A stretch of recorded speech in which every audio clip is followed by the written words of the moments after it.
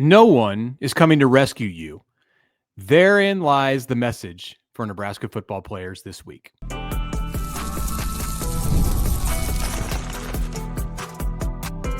You are Locked On Nebraska, your daily Nebraska Cornhuskers podcast, part of the Locked On Podcast Network, your team every day. Hello, and thanks for making Locked On Nebraska your first listen every day. We are free and available wherever you get podcasts and on YouTube, part of the Locked On Podcast Network, your team every day. And today's episode is brought to you by Game Time. Download the Game Time app, create an account, and use the code LOCKEDONCollege for $20 off your first purchase. All right, welcome. It is indeed Tuesday, September 30th, as we are about to trudge into the month of October, an important month of football for Nebraska. I mean, when you separate them all into months, they're all incredibly important because they usually hold about 3 or 4 games. But that is indeed the case for this October for Nebraska football as well. Matt Rhule at his Monday press conference yesterday, setting the tone for the week a little bit. I thought it was interesting the way, and we'll hear from him here in a second. And you mentioned it there in the cold open, Mitch. This no one cares about your feelings. Nobody's coming to save you thing. And once again, we'll play the clip in a second. But are we reading into this that he kind of went there yesterday at the press conference? Because I felt like maybe it didn't need to happen. I'm not sure. You're not going to be babied. No one's rescuing you. Got to take care of yourself. This is big boy football. Oh, it's all about business here in week 6 for Nebraska. That to me was the theme of Monday from Matt Rhule.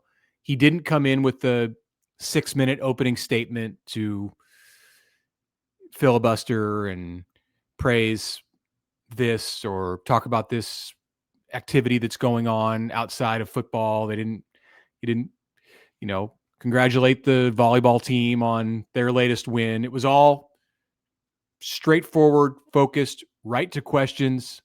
Answers were a little shorter and to the point than what we've normally seen.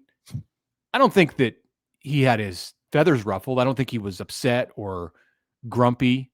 We've seen that in the past from coaches at Nebraska. That's not the vibe, the message I got from Matt Rhule. I just think it was, okay, let's go. We're not messing around. We're not going to fluff this thing up. We're just here to play football, and that's really all I want to deal with right now. Okay, well, now's a chance you get to prove it. Here's Matt Rhule yesterday at the Monday press conference. No one cares about your feelings. I was frustrated. They're frustrated. Play better. That's the message. Just play better, practice better. It's just no one's coming to rescue you. There's a lot of really good teams out there that are frustrated after a loss. I watched a lot of really good football teams on Saturday, and teams that were behind came back and won. Teams that were ahead lost. Teams lost on 2-point conversions. Teams lost on a field goal. I mean, it's just the new age of football. There's a lot more parity. You lose the game, correct it, move on. So we've tried to correct it. We've tried to move on. I think good teams never let a game beat them twice. So that can sometimes be hard to do. But there's no time to wallow in self-pity. No time to wallow in self-pity. I don't know that Nebraska players were wallowing in self-pity or that there was a perception they were wallowing in self-pity or what that all was. And we can try, and we do sometimes read too much into these things, try to interpret, like, what does he mean by that? I don't know that it has to mean all that much of anything. I think mainly his point was we're just going to go play football, and we're not going to think about external things. We're not going to feel sorry for ourselves. The loss is just one loss, the Michigan game, and we are now moving on. My interpretation of this is not complex. It's time to play football, time to take care of our business. That's it, nothing more.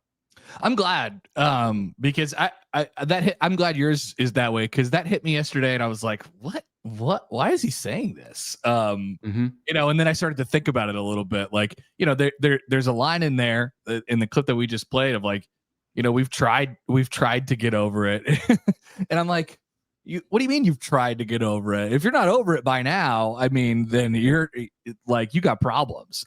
And there's different ways to, there's different ways to say that you're like over it. Like if Nebraska is using what happened to it against Michigan, as motivation, as like, we can't wait to get back out there and play again, because we feel like we're a good team and we didn't get the chance to prove it that day, or whatever it might be, then I think that's a good positive way to do it. But if it's like, oh, now everybody thinks we stink again, like that's the exact thing he's trying to guard against, I think. And I don't know that it's one or the other. I don't know if I obviously am not one to speak for the mindset of the people inside that locker room right now, but it did strike me as odd yesterday that he was like, hey, look, nobody cares about your feelings. He's right. Of course, nobody cares about their feelings. Like, they have to just go out and do it, whether it be, quiet during a bye week or a little bit less quiet with a game against Michigan State this week. But it did strike me as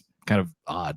I just think he's trying to present as much of an even keel as he possibly can. I mean, you have to say something. He still talked for 19 minutes or took questions for 19 minutes yesterday, which was, by the way, I think the shortest press conference in the Matt Rhule era. Definitely the even shortest some of Monday. Yeah. Even some of his Thursdays have gone longer than that. And when I say that, I mean Mondays. Obviously, that doesn't include post game, but his Monday news conferences when he previews the week ahead is usually like an open session, and lots of subjects come up. And I had some other stuff that I was working on, and I asked a couple of questions, or at least one that was different from the daily, like what's going on with Michigan State. And usually he bites on that stuff and we'll talk for 4 or 5 minutes. Again, he wasn't rude, but it wasn't really in his MO on Monday to go down a bunch of different roads. We've talked. If we've said it once on this show, we've said it a million times. Matt Rhule is hyper aware of the conversations that exist nationally and locally about his team.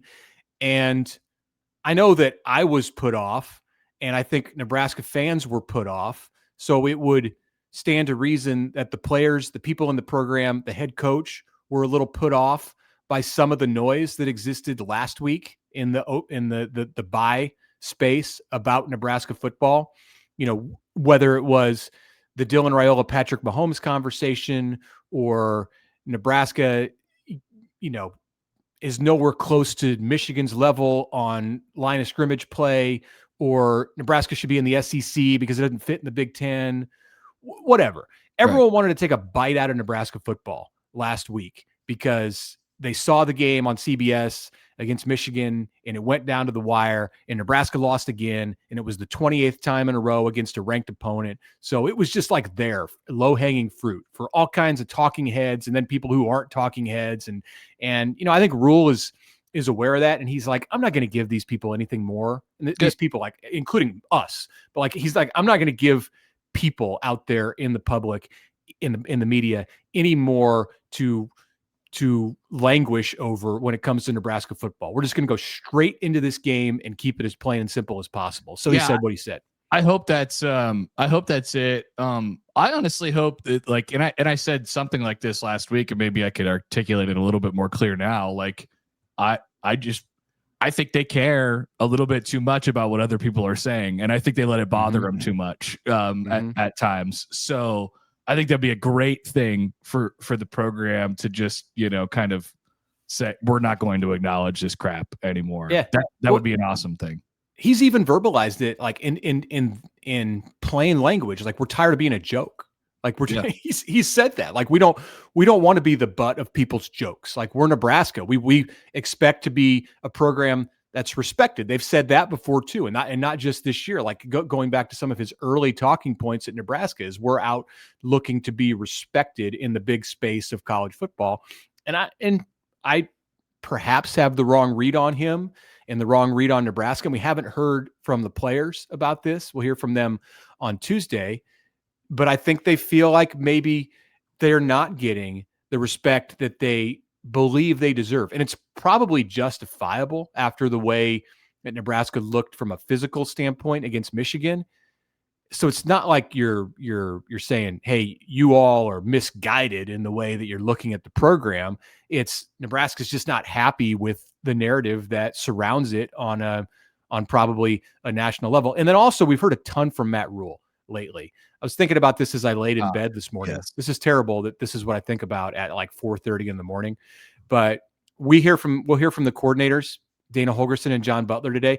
We've heard from Matt Rhule 4 times in this press conference setting since we last heard from those two before the Michigan game. There was the Thursday before Michigan, there was post-game Michigan, there was the bye week press conference, and then there was yesterday. So there's just not that much more for Matt Rhule to say. Like, he's the only voice we're getting on Nebraska football right now, and it's time to hear from some other people. So that comes on Tuesday. Maybe now he can understand. He goes on all the podcasts and the radio shows and stuff like that. Like, maybe now he could he understands a little bit how difficult it like our jobs are super duper hard, but like, people when those conversations, like the whole Nebraska should be in the SEC and they're not a cultural fit in the Big Ten, just pops up randomly. There's a reason why. It's because there's not a whole lot else to talk about, especially during a bye week. So I think there's definitely not necessarily an overexposure, but I think he's probably drained on it a little bit. And I suppose he could do less if he wanted to, but that's not happening either. I wonder if he regrets saying yes to all these. He does a podcast. Did you know that? Yeah. I wonder. I had an opportunity. I'll spill the beans here. I had an opportunity to talk to his podcast co-host recently. Oh, yeah. Very recently. Great guy. And get some insight into their relationship and what drove Matt Rhule beyond what we already know to do that. So that'll be coming up sometime in the next few days on The Athletic. But no, I don't think he regrets doing the podcast. Like, there's a very specific reason or a very specific set of reasons that he's doing it. It gets him out there a lot. And sometimes, as on Monday, it's just like, there's not that much more to say, guys. I'm going to get in and get out of here. And you can talk to the players and coordinators on Tuesday. All right. When we come back, more, of course, from Matt Rhule, including his expectation that Nebraska will get punched in the face on Saturday by the Spartans. That's next. All right, a message right now from Quo. One of the tools that helps make a huge difference for business owners is, yes, just that Quo, formerly known as Open Phone. It's the same great business phone system you've heard us talk about before, just with a new name. And here's why it matters. Every missed call is money left on the table if you are a business owner. When customer conversation counts, you need a phone system that keeps you connected 24/7. Quo is the #1 business phone system that streamlines customer communications. It works right through an app on your phone or computer, so no more carrying 2 phones, no more relying on a landline. Their built-in AI agent is a game changer. It can answer calls after hours. It can capture leads. It keeps the business moving even when you're off the clock. See why over 90,000 businesses trust Quo, formerly Open Phone. Get started free and get 20% off your first 6 months at quo.com/lockedoncollege. That's QUO.com/lockedoncollege. And if you've got existing numbers with another service, Quo will port them over at no extra charge. Quo, no missed calls, no missed customers.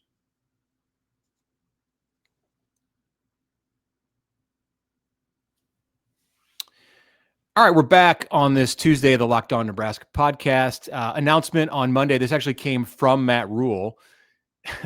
Nebraska and Maryland set to kick off 2:30 p.m. Central Time on October 11th. Is that game? Is it BTN? I believe it's BTN. It is the FS1 joint, FS1. I believe. They're going FS1 consecutive weeks, 2 consecutive weeks. So we're FS1 at 3 p.m. Actually, hold on. Let me make sure on that. Maybe I said that wrong. Well, you check that. I will talk about the situation. So 3 p.m. FS1 this week, Nebraska, BTN, Michigan State. BTN, Maryland. Next week, BTN, Nebraska at Maryland, 2:30 p.m. So the big fear. So Matt Rhule was at the podium at like 11:40, and he said, "Yeah, we're playing at 3:30 Eastern time next week." and everyone in the room checked the Twitter machine. It had not come out, so he scooped the Big Ten. He's out there, he's scooping the Big Ten these days. So 20 minutes later, that the news came from the Big Ten that it's 2:30 p.m. Central Time. Nebraska, Maryland, next Saturday, October 11th. The big fear was that game was going to be at night. I don't know how much of a fear it was, but if it had been a night game, Nebraska would not have liked that, because that would have cut into its Sunday in what is already a short week before the Huskers go to Minnesota on Friday, October 17th. So they should get back by like 11 o'clock, 11:30 on Saturday night, manageable to be able to still have a somewhat normal Sunday, October 12th. Yeah. That's a good thing. That's a big weekend in the Big Ten. That's why Nebraska's on BTN instead. I mean, you might think that might go into that game with a combined 1 loss on both sides. But attractive game, relegated to the BTN. Yeah, not as attractive as Oregon, Indiana at Oregon, which is NBC at night. That's the night game. And then US Michigan at USC is a 2:30 kick on CBS, and Fox is doing Ohio State at Illinois at noon. So the 3 major games, but just quickly, the big noon is Ohio State, Illinois, like you said. CBS 2:30 is Indiana, Oregon, and nighttime NBC is Michigan, USC. I had those switched. There's also Iowa, Wisconsin that week. That is FS1 that evening, and then there's like 3 or 4 other games, and they just they don't get top billing. So those are your big ones that week.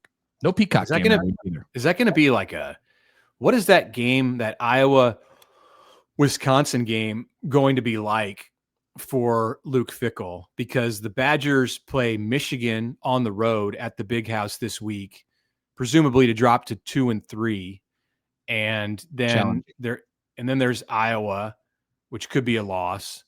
And then from there, Wisconsin will face the murderer's row of Ohio State, Oregon, Washington, Indiana. Illinois. It's brutal. It's brutal. It's getting worse. It's getting worse as Indiana and Illinois remain in the national polls. Yeah, if they were a little bit better, Washington's good. He might. You might be able to tell by now, but yeah, now it feels like a death march because they haven't been good this season. Yeah, I mean, it may end around the time of that Iowa game. If Wisconsin loses to Michigan after losing to Maryland and then loses to Iowa at home, I don't know how the administration in Madison moves forward into Ohio State and the rest of that thing with not just Luke Fickell, but with Chris McIntosh, the AD, running things there. Yikes. So about to get ugly quick. All right. There was some football talk on Monday in Lincoln, some matchup talk, some Aiden Childs talk by Matt Rhule, the Michigan State quarterback, Aiden Childs. He talked about what Michigan State will try to do to Nebraska. I got the sense at a moment that Rhule was somewhat challenging the toughness of the Huskers coming off of what we saw against Michigan. Here's Matt Rhule going down that road. We're all going to get punched in the face. Some people whine about it. Some people cover up. Some people swing back. And so there were times where we swung back, but we didn't swing back nearly enough. And so they know what they need to do. That's a group of guys that love this university and love the football team and give everything they have. But we're going to face another big, powerful unit on both sides of the ball. Michigan State's offensive line and defensive line are going to come in here and try to push us around. And we have to be ready for that. So we went against each other last week, but now we got to go against another opponent. And so it's time that we get punched in the face. We can't cover up. We got to come out swinging. I know they're going to come out swinging, so I'm expecting us to. He knows as well as anybody that the book is out on Nebraska. They feel like you could go in there and beat them in the trenches, physically. So I think, that's an unsettling thought. I think that's an unsettling thought as a head coach or a coordinator, especially if you're not 100% certain how your team is going to respond. Yeah, sure. I mean, definitely. I mean, now there's ways that Nebraska can scheme around its deficiencies, just like everybody else in the league is trying to figure out how to do. But that's the book on Nebraska so far. I mean, they feel like they can come in and push them around a little bit. I don't know that that's a reality, but if I was a coach, if I was in Matt Rhule's shoes, I'd be like, look, they think they could just steamroll you from a physical standpoint. So tell them, show them that you can't. And like I said, I think Nebraska is probably a little bit better physically than they're getting credit for. There's been a bit of an overreaction after this Michigan game, in my opinion. But Sure. all the more motivation, necessary and needed to tell them, like, hey, they think they're better than you. They think they're bigger and stronger than you, and they're going to try and show it. And it's up to you to stop it. I mean, traditionally, that's the kind of team that Michigan State has been. I don't know if the Spartans fit that bill as much this year, but you know who does? Minnesota, who Nebraska's got in a couple weeks. That's always going to be Minnesota's mindset against Nebraska is, let's see if we can bully them. Same thing with Iowa. So you're addressing this not just for Saturday at Memorial Stadium, but for big games that remain on the calendar. Nebraska has to shore up that area of its team. And again, it's only one game where we saw it, although we did see it a little bit in the second half against Cincinnati too, where the Bearcats said, all right, we're just going to try to impose our will here. And they had some success doing it. Yeah. So, I don't know if that was that. That was just the quarterback getting loose. That's I mean, more on the, right. I don't think offensively Cincinnati did that, because you look at their rushing yards and it was 200 yards, but it was a lot of Brendan Sorsby. I mean, more the ability to shut down what Nebraska was doing on the offensive side in that game, and whatever. That was more than a month ago at this point. Those teams are different. So it's probably unfair to go back and like look at that through a different lens. It's more about Michigan and what Michigan did. Yeah, no doubt, 100%. And so, but regardless of how it had turned out against Michigan, I mean, we knew this going into the season. Nebraska was going to be a little bit smaller on the defensive line. And they're going to have to try and mitigate that by doing some other things. I don't think they're as bad on the offensive line as the conversation seems to think that they are. I think that they have a problem that they need to address at tackle, at the tackle spots, and they need to protect Dylan. And then I think they have a run game issue, but a lot of that is due to Nebraska's lack of playmakers at the running back position, in my opinion, not necessarily the offensive line. So there's like a bunch of conversations that intersect right on top of the offensive line, and people just say, well, the offensive line sucks. And I don't think it's that simple. That is a great lead in to where we want to go next. What did Matt Rhule say about potential changes to come in the Nebraska lineup after the bye week? He was asked the question. We will discuss his answer when we come back. But first, a word from our friends at the FanDuel Sportsbook. Baseball playoffs begin on this very playoffs.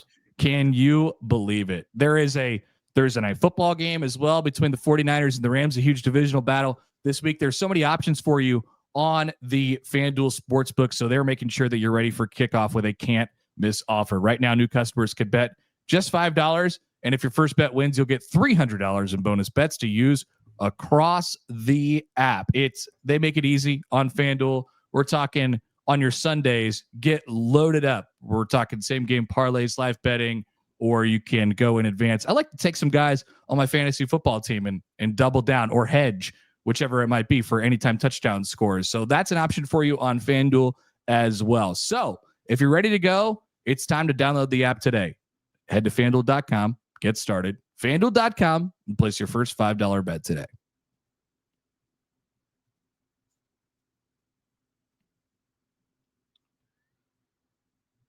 All right, welcome back. Connor Happer, Mitch Sherman here with you on this Tuesday, the final day of September. Quick mention. Sorry. This is the 11-year anniversary of the 2014 American League wildcard game. People forget about that game. So Yep. What a great day. What a great night. You were there. I was there, and I make sure to talk about it every single year on this date. I'm glad that did not pass by. It would never. As the playoffs in the MLB get started, that is a day that will forever live in the minds of us Royals fans. By the way, you were talking about your in the FanDuel read there, you were talking about various lineups and things. I hope you didn't have Tyreek Hill in your any kind of a fantasy lineup situation. No, betting or not. I hope not. And I hope, not gonna probably be there for the remainder of the year. So or the remainder of his career.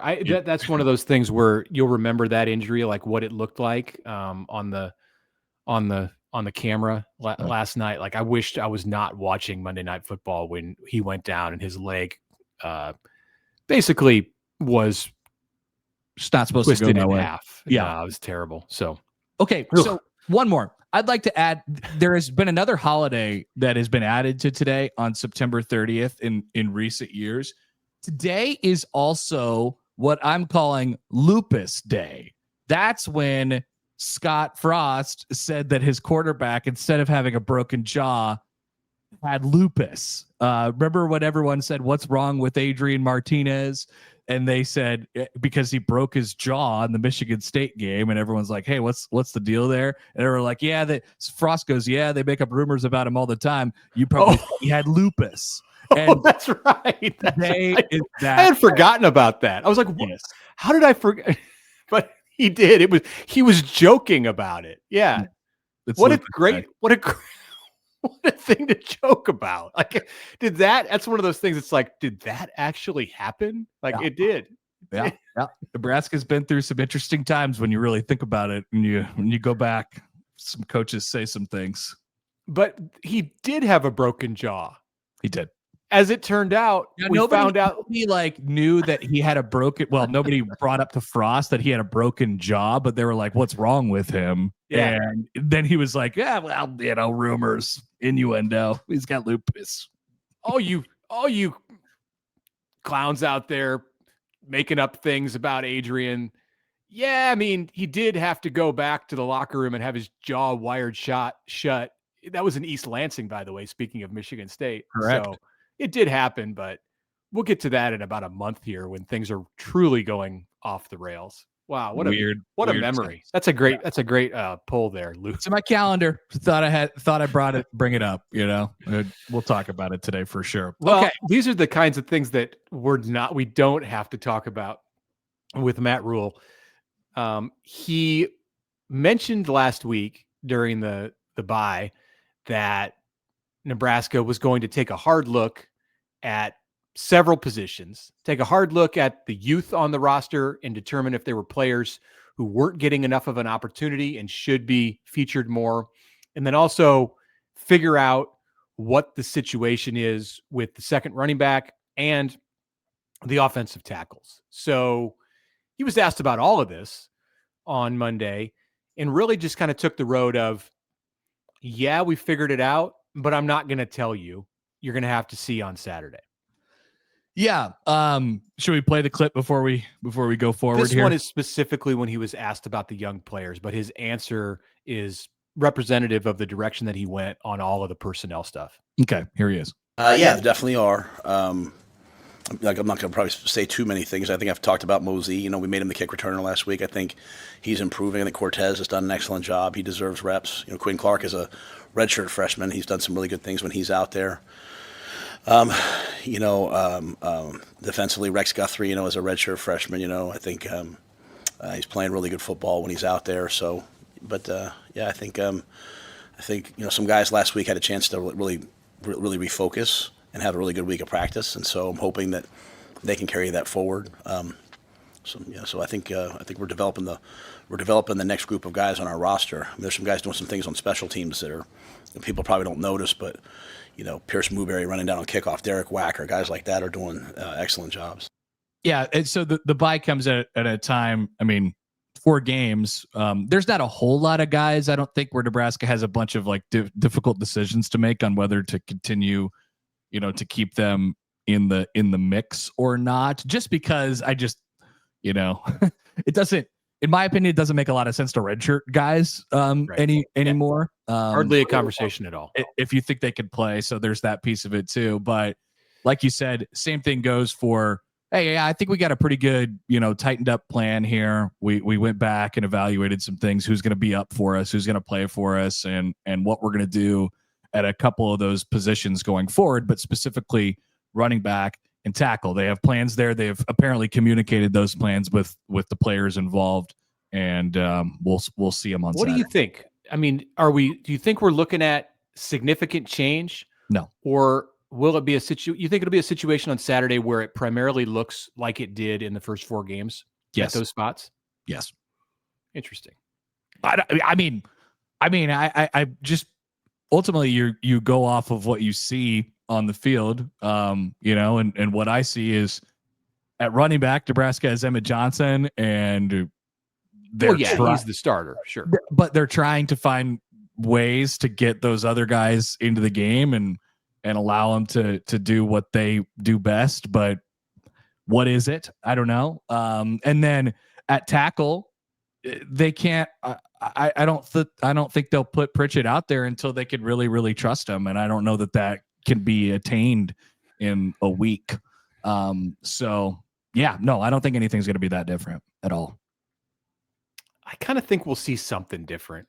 And it's hard for me to put my finger on what it is. I think they'll have a more defined plan at RB2, and that's probably not a major gonna look all that much different in the stats or the number of reps that they play. But I think they'll probably go with Mekhi Nelson as the guy there. This is not something that like I'm hearing from behind the scenes. It's just like logic and a little bit of reading between the lines of what Rhule has said. And again, it's all coming from Rhule, because since all of this started, we've heard from nobody except Matt Rhule until later today on Tuesday. So maybe when we come back and talk about this on Wednesday and Thursday, we'll have a little bit better understanding of the direction they're going. But I would suspect that Holgorsen and Butler and the players who talked today they're going to take a cue from the head coach and be relatively buttoned up about what this looks like. And I don't think it's a ploy to keep Michigan State guessing as much as it is just not contributing to the conversation, not contributing to the noise around the program. Not generating a headline that says Nebraska has made a change at RB2 or left tackle, if that's what's in the cards. And I'm not as on board with believing that they did make a change at left tackle. We'll find out. I'm with you. I don't know that. I don't think they're just going to say, all right, Michigan happened, we got to go. We got to go with Pritchett. I don't think that's going to happen. So I'm with you. Yeah. So I mean, I'm totally with you on the idea that they don't want to, get the buzz going about any particular player. Yeah. Leading into the game, it's just it doesn't do them much, and so I think that's a fine. They know how it can. Yeah, they know it can spin out of control. Nebraska's panicking. There's the headline. Nebraska panicking going into week 6. Benches 5 players. Like he doesn't want to contribute to anything that could look remotely like that. They are likely going to be without Malcolm Hartzog, their nickel defensive back, who has missed the last couple of games and still appears to be out. Rhule said he was doubtful. He couldn't rule him out for this Michigan State game, but that's a developing situation for Nebraska with a veteran in the secondary, who came up with the key interception at the end of the game against Cincinnati. And he was missed, I would say, some against Michigan, not so much for things that he does in pass coverage, but his presence as a veteran back there, I think would have been valuable in some of the run fits, even if he wasn't the one making the tackle. It's another experienced player who can help get people in the right spots. So expect more of Jameer Khan, who's listed as his backup on the depth chart, and probably more of Rex Guthrie, the young safety that has been impressing people and that Rhule mentioned in that answer that we played. All right. Coordinators today in Lincoln. We'll see what Dana and John Butler are up to. And then we will continue on closer and closer to Michigan State on Saturday. Once again, get your questions in for the mailbag. We'll take those on Friday. It's another big moment for Locked On college football fans. Locked On and Fire TV present College Football Kickoff, your ultimate college football weekly preview with Drake Toll, Gary Patterson, and Jesse Holley. They have you covered each Thursday throughout the season, only on Fire TV.